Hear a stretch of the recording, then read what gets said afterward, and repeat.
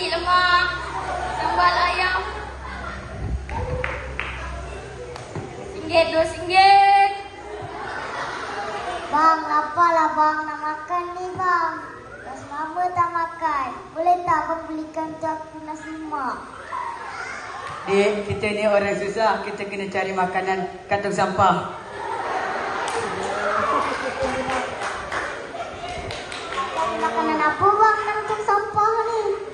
Tak apalah dek. Kita cari je. Kalau ada dapat botol, kita jual.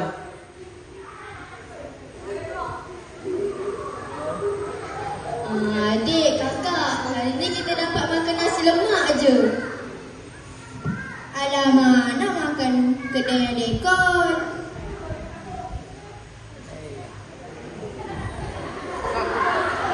Alah kakak ni, asyik pergi kedai dekor je.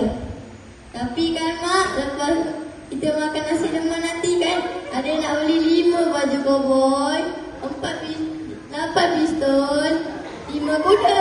Boleh mak? Aduh, kau bersama ke?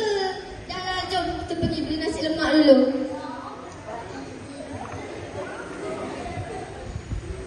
Bang, nak duit bang, nak RM10 bang, nak beli nasi lemak bang. Bolehlah bang.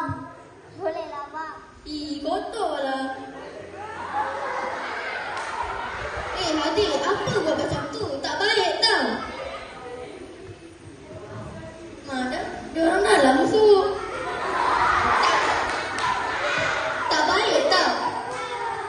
Adik, sorry tau. Anak acik ni macam ni. Tak apa kak, kita faham. Orang dah makan ke belum?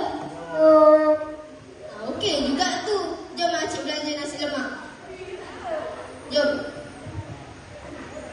RM1, RM1.